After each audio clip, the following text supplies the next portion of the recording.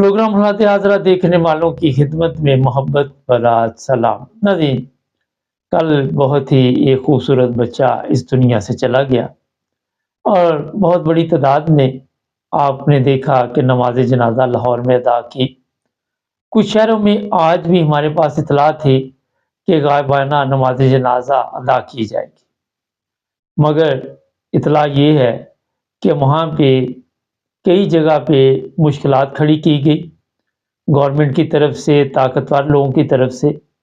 مجھے یہ دیکھ کر بڑا ہی افسوس ہو رہا تھا کہ ایک بچہ دنیا سے چلا گیا، اس کی غائبانہ نماز جنازہ پڑھنے میں مشکلات پیدا ہو رہی۔ یہ بات میں نے آپ کو اس لیے کہی کہ وہاں پہ 24 کروڑ عوام جو رہ رہے ہیں، مجھے تو لگ رہا ہے کہ وہ بھی آج تک زندہ نہیں تھے، وہ بالکل ایسے ہی ہے جیسے کہ لاشیں پڑی ہوئی ہیں۔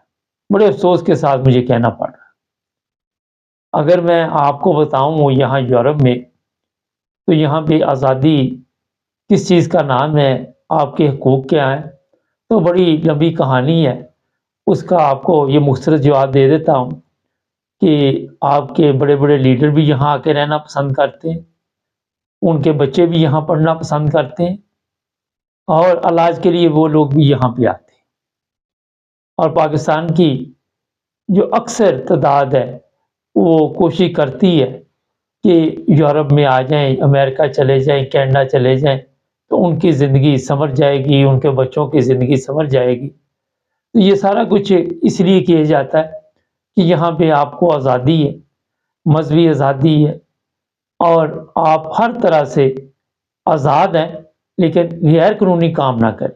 اب یہ اس میں نہیں آتا، قانون کے دائرے میں رہ کر جو بھی آپ کو پتہ ہونا چاہیے، جس ملک میں جاتے ہیں وہاں کے قوانین کیا ہیں، ان کا احترام کریں، آپ کو کبھی کوئی نہیں کچھ کہے گا۔ اور یہاں پہ آپ 50 دفعہ 50 شہروں میں کی جگہ ہو وہاں پہ نماز جنازہ ادا کریں۔ اگر وہاں پہ اجازت کی بھی ضرورت ہو تو کونسل وہاں کی فوری طور پر اجازت دے دیتی ہے۔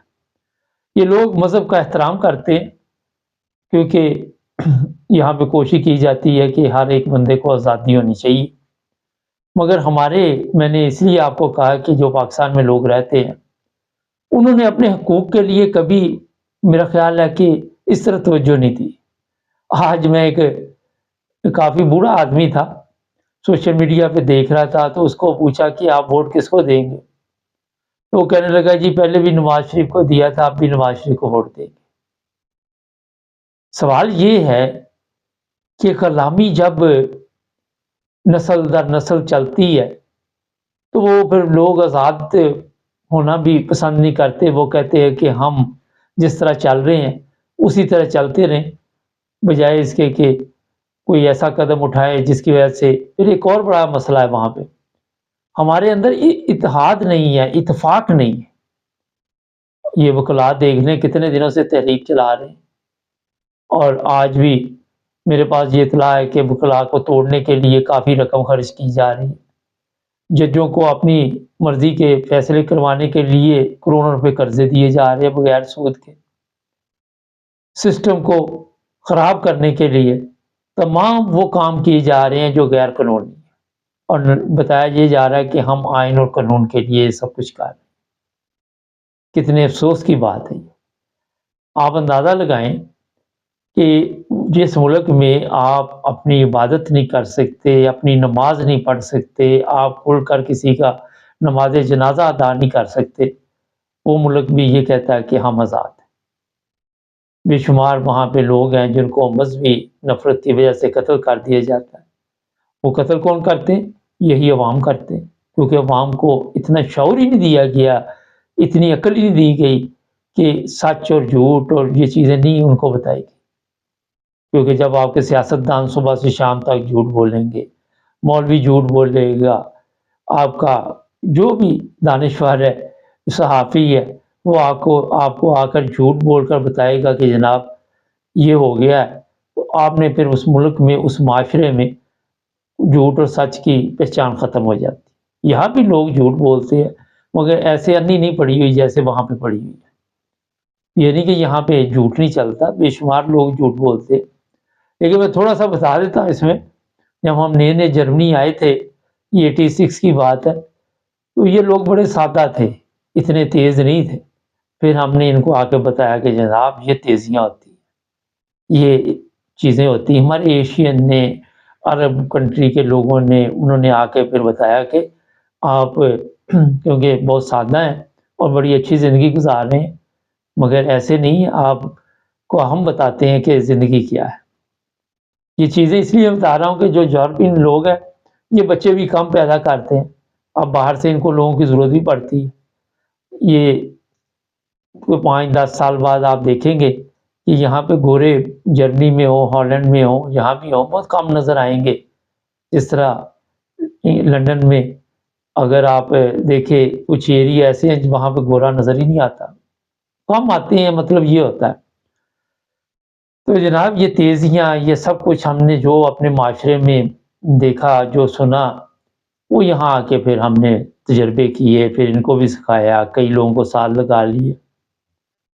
اور آج دیکھے اگر 86 یا پرانے لوگ، اس سے پرانے، میرے سے پرانے لوگ بھی بے شمار ادھر رہتے ہیں، اگر وہ اس وقت کا یورپ دیکھے، اس وقت کا جرمنی دیکھے جو 74 میں آئے ہیں، تو وہ بتائیں گے آپ کو کہ جناب یہاں پہ کتنی موجیں تھیں، ان کو تو کسی چیز کا پتہ ہی نہیں تھا، یہ حالات تھے اس وقت۔ تو جناب میں یہ آپ کو بتا رہا ہوں کہ اب پاکستان کے لوگ جو ہیں اپنے حقوق کی جنگ لڑ سکیں گے یا نہیں لڑ سکیں گے۔ میں نے آج حساب لگایا کہ پشاور کے لوگ کچھ نہ کچھ وہ اس معاملے میں بہتر ہے، یا یہ جو آپ کا گلگت کا ایریا ہے، یہ لوگ جو ہیں، جو خیبر پختونخوا کے لوگ ہیں، ان میں آزادی کے لیے جدوجہد ہے۔ اور دوسرے سندھ تو بالکل ہی مردار ہو چکا ہے، وہ تو اتنا مردار کر دیا انہوں نے کہ وہ تو زرداری کے بغیر چل ہی نہیں سکتے، زرداری کے بغیر وہ ووٹ نہیں ڈال سکتے۔ زرداری اور بھٹو زندہ جب تک وہاں پہ ہیں، وہاں پہ اب دیکھو وہ اس دن وہ ایک نون لیگ والے حنیف نے کہا کہ جناب یہ بھٹو مر گیا، تو وہ کیا نام ہے جس کے گھر سے اربن روپے نکلے ہیں، اس نے خاتون نے کہا جی بھٹو تو زندہ ہے، اگر بھٹو مر گیا تو یہ پھر مر جائیں گے۔ انہوں نے عوام کو مارنے کے لیے آج تک بھٹو کو زندہ رکھا ہوا ہے، آج تک لوگوں کو یہی بتا رہے کہ بھٹو زندہ ہے۔ عوام مر چکی ہے، وہاں کی غرق ہو چکی ہے۔ آپ جا کے دیکھ لے آج بھی عوام کا کیا حال ہے وہاں پہ۔ یہ پرسوں میں ایک سوشل میڈیا پہ ویڈیو دیکھ رہا تھا، سندھ کا ایریا تھا، وہ جانور باندھے ہوئے تھے، بھینسیں وغیرہ، تو میڈیا پہنچ گئی تو کہتا اچھا جی ہم نے کوئی لڑائی تو نہیں کرنی، خالی کر دیتے ہیں یہ اسکول۔ وہ اسکول خالی کر دو گے پھر وہ میڈیا چل جائے گی، آپ قبضہ کر لو۔ بچوں کو نہیں پڑھنے دینا تاکہ ان میں شعور نہ آئے، ان میں عقل نہ آئے، وہ کرمنل بنے، وہ مانگنے والے بنے، وہ پینچر لگانے والے بنے، وہ مزدور بنے، پھر ان کی روح کو خوشی ہوتی ہے۔ تو جناب غلامی سے جان نہیں آپ کی چھوٹنی، یہ میں آپ کو بتا دوں۔ ہاں وہی لوگ آزاد ہیں جو پاکستان سے باہر، جو پاکستان میں ہیں وہ غلام ہیں ابھی، کب تک وہ غلام رہیں گے کسی کو کوئی پتہ نہیں۔ یہ نون لیگ آپ دیکھ لیں انگلینڈ میں، یہ وہاں پہ پہنچے ہوئے ہیں، اکیلے باہر نہیں نکلتے، چھپ چھپ کے جاتے، چھپ چھپ کے، کیونکہ ان کو پتا ہے جس کے بھی قابو آ جائے وہ لوگ اس کے اوپر گالیاں نکالتے ہیں، چھترول شروع کر دیتے ہیں۔ چھترول یہ نہیں یہاں یو کے میں کہ جوتے ہی مارنے جس طرح نواز شریف کو پڑا تھا، گالیاں اتنی گندی ہوتی ہیں۔ وہ پولیس والا پروگرام شاہد نام تھا شاید اس کا، اس طرح کی ملتی جلتی گالیاں، باقی آپ سمجھ گئے ہوں گے، مگر ان کو شرم نہیں آتی۔ ہمارے وہ طاقتور لوگوں کو بھی سوشل میڈیا پہ جو لوگ گالیاں نکالتے ہیں ان کو بھی نہیں آتی، کیونکہ یہ تو پاکستان کے ہے ہی نہیں، یہ تو پاکستان کے لیے صرف اس لیے وہاں پہ بٹھائے جاتے ہیں کہ پاکستانی عوام پہ ظلم کیے جائے، پاکستان کا سسٹم اپنے سسٹم میں لیا جائے، ہمارے کہنے پہ یہ چلے، ہمارے یہ نوکر ہیں، ہم ان کے مالک ہیں، جن لوگوں نے ان کے اوپر پیسہ خرچ کیا ہوا وہ ان کے جو حکم دیتے ہیں یہ حکم مانتے ہیں۔ تو چھترول ان کی ہوتی رہے، کوئی فرق نہیں پڑتا، یہ شرم ہو چکے ہیں، شرم مر چکی ہے۔ جب مر گئی شرم تو پھر جناب جو مرضی آپ کہتے ہیں۔ آج میں جب یہ چیزیں دیکھ رہا تھا سوشل میڈیا پہ کہ نماز جنازہ پہ بھی ایسے لوگ تھے جو پریشانی پیدا کر رہے تھے، تو میں سوچ رہا تھا کہ کس چیز کی اس قوم کو سزا مل رہی ہے، کس چیز کی اس قوم کو سزا مل رہی ہے کہ نہ ان کے پاس تعلیم ہے۔ اچھا، میں ایک پروگرام دیکھ رہا تھا، اس میں وہ سوالات کرتے ہیں مختلف، تو ان سے پوچھتے ہیں، بچے بیٹھے ہوتے ہیں یا بڑے، کہ آپ کیا کرتے ہیں؟ کوئی ڈاکٹر ہے، کوئی انجینئر ہے، کوئی مکینیکل انجینئر ہے، کوئی وکیل ہے۔ اچھا، میں حیران تھا کہ یار اتنی تعلیم اس ملک میں لوگوں کے پاس ہونے کے باوجود یہ جہالت کیوں نہیں اس ملک کی حالت درست ہو؟ کیا وجہ ہو سکتی؟ کیونکہ جو بھی کوئی بھی وہ نہیں کہہ رہا تھا کہ میں ریڈی لگاتا ہوں یا اس پروگرام میں بلائے ہوئے ایسے اس طرح کے لوگ جاتے ہیں، اس کے باوجود بھی اکثریت جو تھی وہ بتا رہی تھی پڑھے لکھے، لیکن تعلیم ہونے کے باوجود غلام ابن غلام چل رہا ہے سلسلہ۔ یہ بڑی تکلیف دہ بات ہے۔ تعلیم کے ساتھ تو شعور آتا ہے، اگر آپ کے 20-30% بھی لوگ تعلیم حاصل کر جاتے ہیں تو تبدیلی آنی چاہیے میرے خیال میں، مگر آ نہیں رہی۔ غور کیجیے اس بات پہ اور کامنٹس میں لکھیں، ہمارے چینل کو سبسکرائب کریں، جڑے رہیں ہمارے ساتھ تاکہ اور بھی پروگرام دیکھتے رہیں۔